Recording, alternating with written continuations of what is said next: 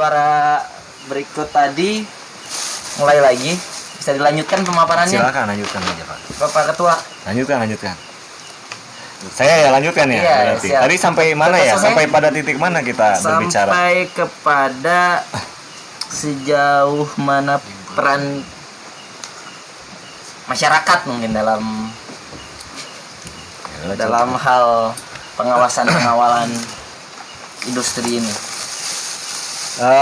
Terkait peran serta masyarakat, karena desa hari ini kan kalau berbicara definisi desa ini adalah kesatuan masyarakat hukum di mana masing-masing yang menempati suatu wilayah. Jadi semua yang ada dalam wilayah desa tersebut itu memiliki perannya masing-masing, termasuk dengan masyarakat yang memiliki peran ikut andil dalam proses pembangunan. Seperti itu, Pak Uji. Mungkin Terus dari dalam pembangunan, teman-teman dari masyarakat juga nih, para pemuda. Iya, saya izin bertanya, Silakan. Pak Moderator. Terima kasih atas waktunya. Saya mewakili dari kelompok masyarakat tak tahu menau ya. Nah, di sini masyarakat itu memiliki keresahan tentang nantinya bagaimana, apakah dia bisa bekerja di sana, apakah dia akan terlibat di sana. Nah, ini menjadi semua keresahan masyarakat awam. Ya, Namun yang menjadi masalah, apa yang harus dilakukan masyarakat tersebut, karena rembesan-rembesan informasi yang tidak terkucur ke masyarakat, sehingga ini menjadi kebingungan di kalangan masyarakat awam. Tapi tentu harapan semua masyarakat awam itu masuk kerja di sana minimalnya. Nah, apakah jika berangan-angan seperti kelompok golongan tua, apakah bisa masuk di sana, misal jadi tukang siram tanaman atau hanya sekedar tukang sapu? Apakah bisa seperti itu? Atau di kaula mudanya bisa masuk ke pabrik tersebut? Nah, langkah-langkah yang dilakukan sebagai masyarakat kesatuan hukum yang berada di bawah naungan Desa Gembor, gembir.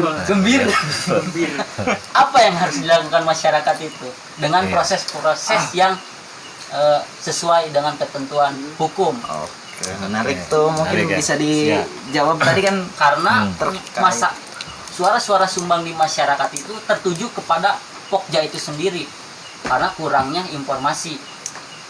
Ya. Kan tadi masalah Pokja ini sejauh mana hasil kerjanya dan lain-lain, pun juga langkah-langkah apa yang harus dilakukan. Terus juga nantinya juga ada pertanyaan lanjutan, kan untuk khusus masalah tenaga kerja ada spesifikasi tertentu. Nah, kalau masyarakat di luar spesifikasi itu apakah tidak bisa menikmati hasil dari industrialisasi ini atau seperti apa mungkin? Ya. Silakan. Oke, terkait tadi masyarakat ya yang ikut masuk ke dalam bagaimana dia bisa ikut bekerja atau memiliki peranan dengan adanya industri di Desa Gembor ini tentu masyarakat sangat memiliki kewenangan, baik mendapatkan informasi ataupun mendapatkan akses untuk bekerja, gitu. Hanya saja kita sebagai pemerintahan desa juga memang pasti berkomunikasi dengan pihak perusahaan, dan pihak perusahaan pun pasti memiliki kriteria sesuai dengan job desk-nya masing-masing. Kan nggak mungkin kalau untuk posisi manajer itu diisi oleh masyarakat yang secara pendidikannya nggak SD acan kan gitu. Nah, otomatis kan ada di sana lokusnya masing-masing, sehingga BPD di sini sudah sebelumnya sudah memberikan perhatian dengan mendorong pemerintahan desa agar melakukan upaya-upaya dalam hal melakukan pemetaan. Karena kan masyarakat Desa Gembor seperti tadi ada yang sampaikan bahwa tidak semua masyarakat Desa Gembor ini berpendidikan atas semua gitu. Itu kan pasti dalam konteks suatu wilayah untuk tataran segi pendidikan itu kan variatif. Nah, yang kemudian pemerintah desa harusnya bisa menjembatani bagaimana memposisikan orang-orang ikut andil dalam bekerja dalam suatu industri tersebut.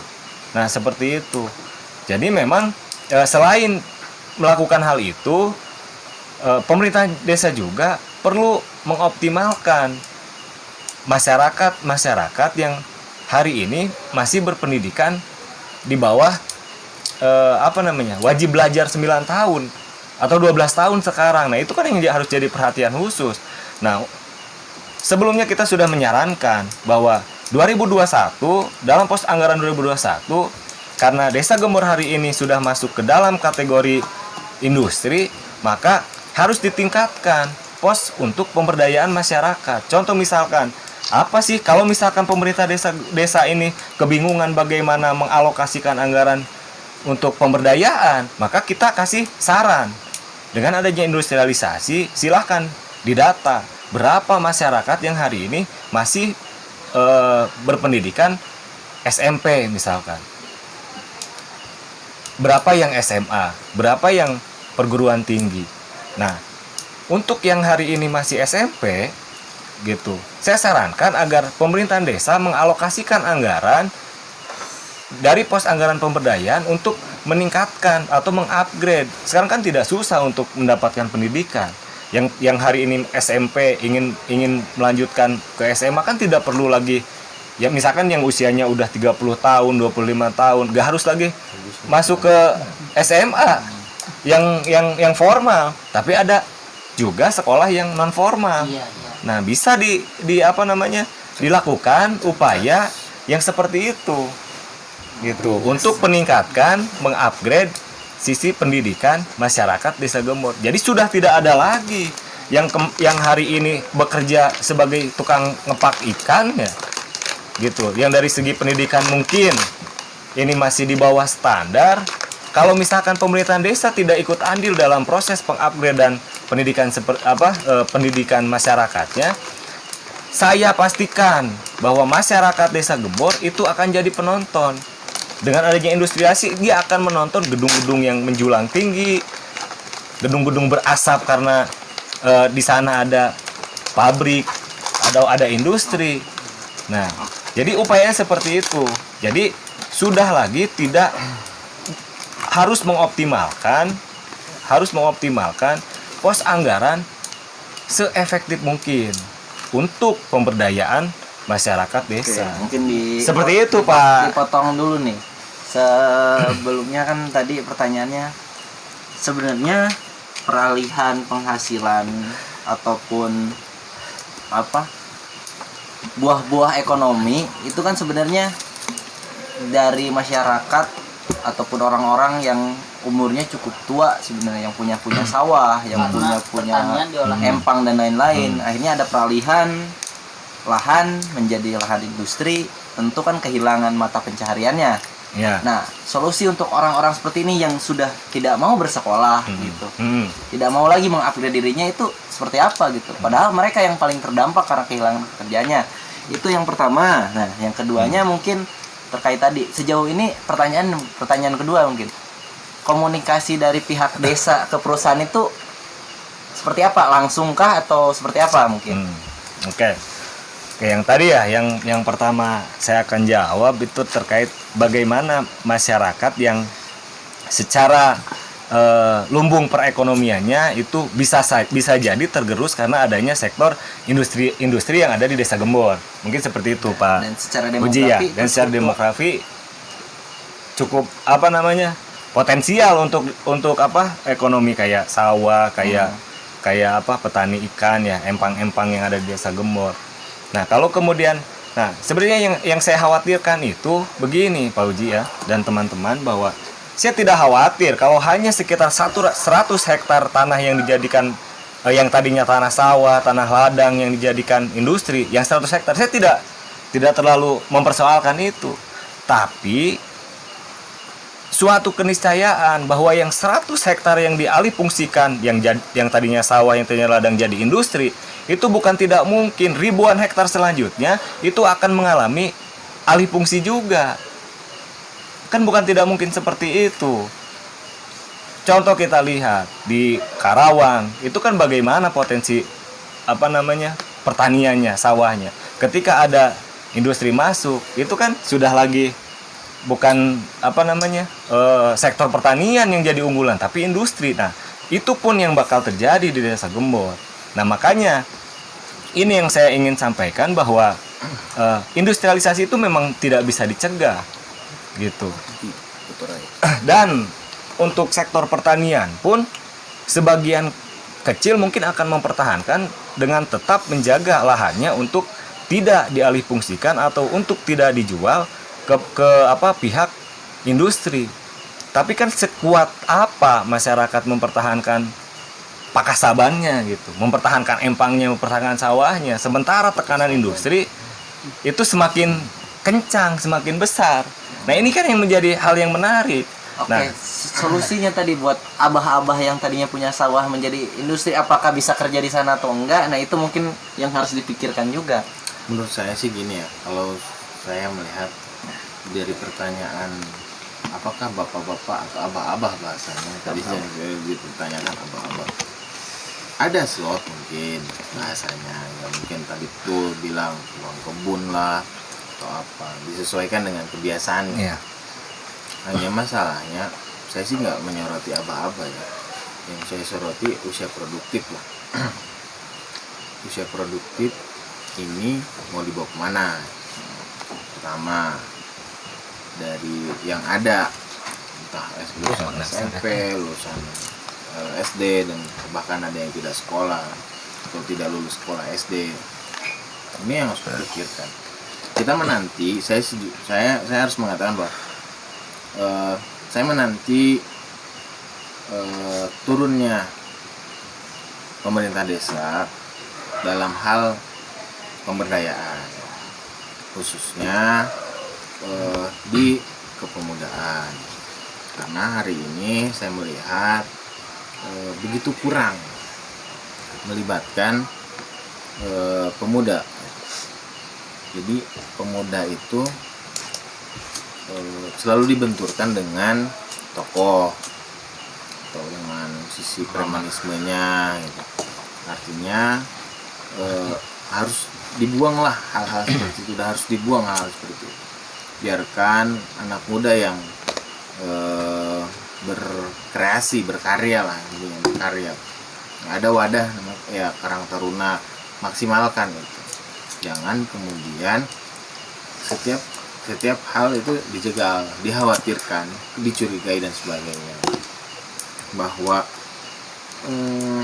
Pokja hari ini menurut saya juga mungkin banyak juga dari Karang Taruna. Tapi ya kita harus jujur, seberapa aktif anggota Pokja dari Karang Taruna yang memang aktif di Pokja itu sendiri.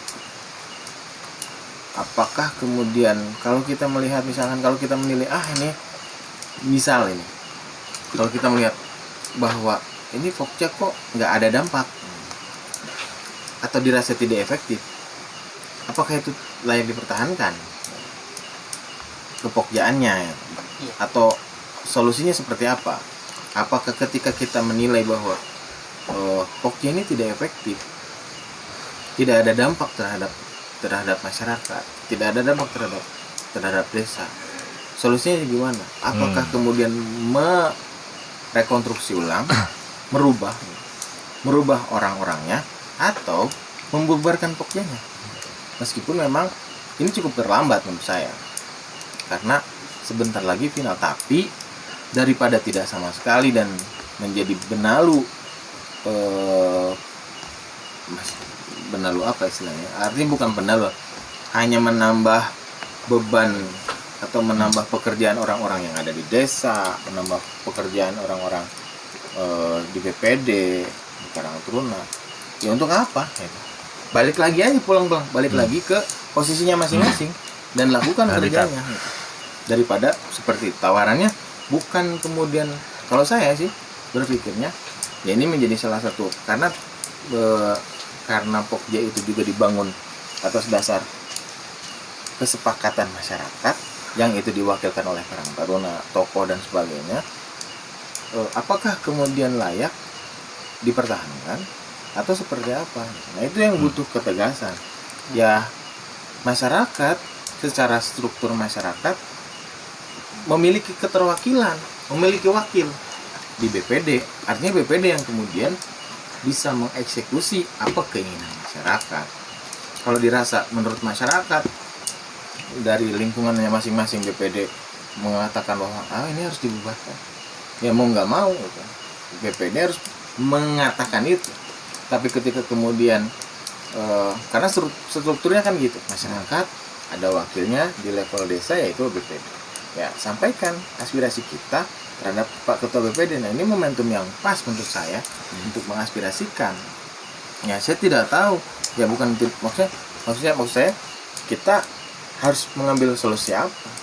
Bagi saya dari apa yang saya lihat tidak ada progres, tidak ada istilahnya, tidak ada dampak yang jelas terhadap pembangunan di lingkungan.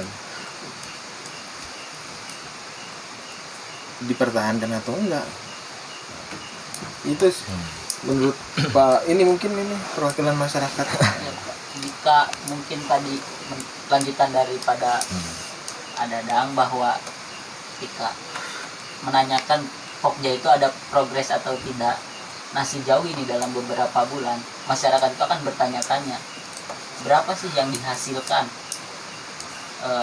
oleh Pokja tersebut. Nah ini hanya segelintir, bahkan beberapa masyarakat tidak tahu gitu apa yang dihasilkan Pokja secara material bentuk penghasilannya gitu, dalam artian uang. Nah, Saya berharap Oke. nanti ke depan mungkin kalau ini selesai ya, ke depan ada perwakilan Pokja Di Iya, podcast ini. podcast ini ya. podcast ini. Iya. Artinya Benar untuk sekali. menjadi klarifikasi. mau klarifikasi, mau menyampaikan informasi, Iya. biar ini terang benderang. Iya. Ya, Caang bulan 14. Oh ganteng mungkin gak juga kaitan. kalau berbicara masalah sejauh mana progresnya, karena kita nggak ngelihat ada apa progresnya, sejauh mana progresnya, karena memang tidak menyampaikan laporannya. Harusnya kita bisa baca di laporan dan itu terbuka untuk Jadi umum. kita bersepakat bahwa mengatakan tidak ada progres progres apapun. sampai saat ini, Ya, karena begitu. tidak ada laporan yang disampaikan. Oke. Itu dari begitu Pak.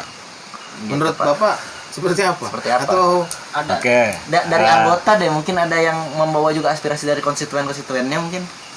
Jadi terkait Pokja yang hari ini bagaimana progresnya?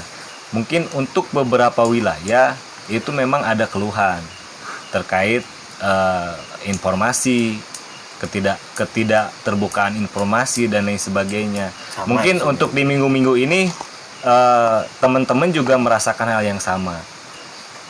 Tapi untuk berbicara bagaimana Pokja ke depan, karena Pokja ini bukan lembaga maksud saya kalau Pokja ini lahir daripada hasil permusyawaratan masyarakat, maka saya menyampaikan juga ke teman-teman bahwa semua bisa menilai bagaimana kinerja Pokja gitu.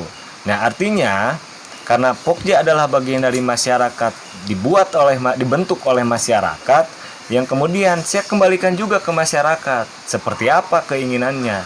Nah, kalau melihat dari dari personil dari Pokja itu kan tadi disebutkan bahwa ada dari kalangan Karang Taruna, ada tokoh masyarakat, ada kelembagaan-kelembagaan yang di desa yang saya kembalikan lagi kepada segmen tersebut gitu. Artinya kembalikan lagi ke Karang Taruna, kembalikan ke tokoh masyarakat tiap lingkungannya. Nanti yang kemudian menjadi suatu keputusan yang bulat. Nah, saya juga belum bisa mengukur apakah closing statement. semua masyarakat di Desa Gembor ini kemudian menganggap bahwa Pokja dirasa hal yang sama seperti yang tadi disampaikan, karena tidak ada bukti yang menyertakan bahwa keluhan-keluhan tersebut. Ya, saya kembalikan kepada masyarakat.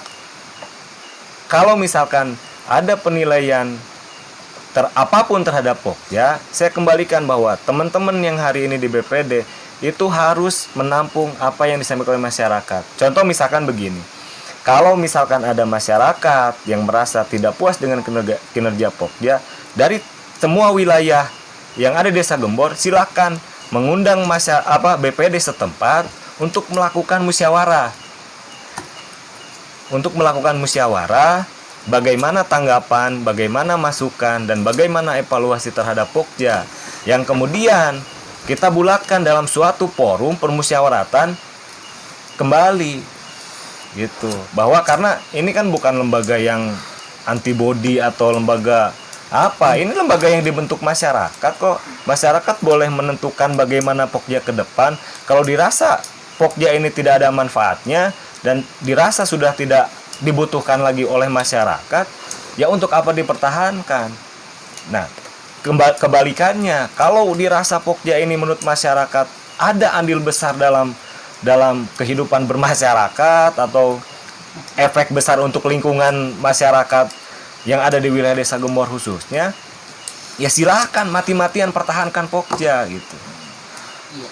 Jadi intinya bahwa BPD tidak membacking supaya Pokja tetap ada, tidak juga mendorong masyarakat untuk membubarkan Pokja tanpa cuma-cuma gitu. Artinya saya kembalikan penuh kepada masyarakat bagaimana Pokja ini ke depan, karena Pokja dibentuk oleh masyarakat dan masyarakat punya kewenangan penuh.